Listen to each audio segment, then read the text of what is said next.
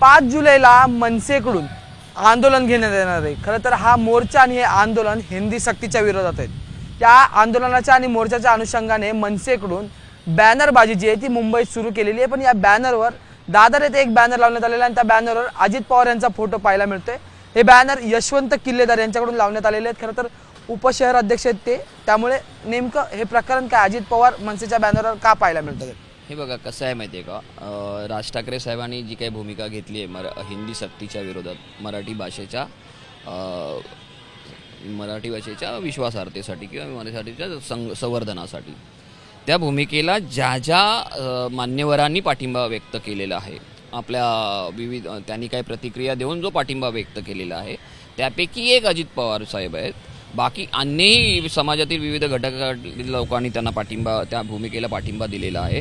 त्यापैकी अजित पवार साहेब तर आहेतच, सुमित राघवन अभिनेता आहेत, तारा भवाळकर ज्या अध्यक्ष आहेत अखिल भारतीय साहित्य संमेलनाच्या, सयाजी शिंदे आहेत, हेमंत दिवटे आहेत, सचिन गोस्वामी, समीर चौगुले, मकरंद अनासपुरे, गणेश देवी, सुधीर रसाळ, सायली राजा अध्यक्ष, मिथिला सुभाष आणि चिन्मयी सुमित, या ज्या ज्या लोकांनी ह्या भूमिकेला प्रतिक्रिया देऊन उघड प्रतिक्रिया देऊन पाठिंबा दिलेला आहे, अशा सगळ्याच लोकांचे आम्ही बॅनर लावलेत। असं नाही की फक्त अजित पवार साहेबांचा त्या फोटो लावला आहे असं नाही, ते सगळ्याच ज्यांनी आम्हाला ह्या भूमिकेला पाठिंबा दिलेला आहे सगळ्यांचेच आम्ही बॅनर लावलेले आहेत। आणि ते लावण्याच्या मागे एवढंच कारण आहे की समाजात ह्या सगळ्या गोष्टीची जनजागृती होण्यासाठी कोणी ह्या भूमिकेच्या पाठीमागे उभं आहे लोकांना कळू दे, ह्यासाठी ते लावण्याचा एक प्रयत्न आहे। तुम्ही जो मोर्चा काढताय त्याच्यावर आता बावनकुळेंनी म्हटलंय की हे मराठी माणसात तेढ निर्माण करण्याचं काम जे आहे ते या सगळ्यांकडून सुरू आहे। याला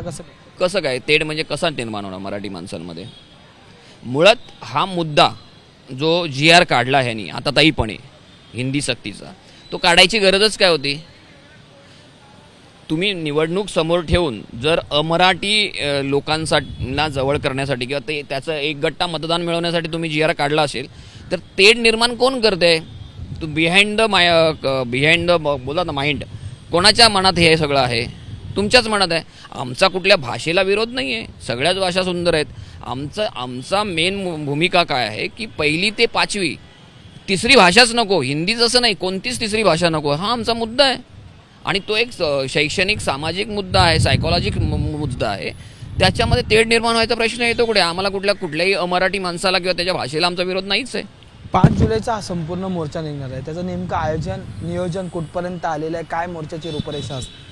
मोर्चाच्या आयोजनाला कालपासूनच सुरुवात झाली आहे। काल आम्ही दक्षिण मुंबईच्या पदाधिकाऱ्यांची बैठक घेतली आहे, उद्या दक्षिण मध्य मुंबईचे आहेत, मुंबईतल्या विविध सगळ्या लोकसभानिहाय बैठका ह्या 2 दिवसात पार पडतील, शनिवार रविवारमध्ये, आणि त्यानंतर शाखानिहाय बैठका होतील। संघटनात्मक जी ताकद लावायची ती लावलीच जाईल।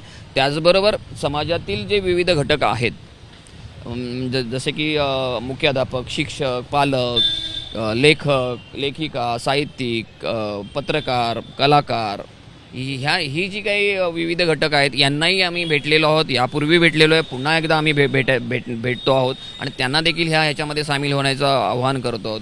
त्याचबरोबर दहीहंडी पथकं आहेत, विविध क्रीडा मंडळं आहेत, सामाजिक मंडळं आहेत, सांस्कृतिक मंडळं आहेत, ज्यांच्यासाठी आम्ही वेळोवेळी राज ठाकरे साहेबांनी खंबीरपणे त्यांच्या पाठीमागे उभं राहून भूमिका घेतलेली आहे।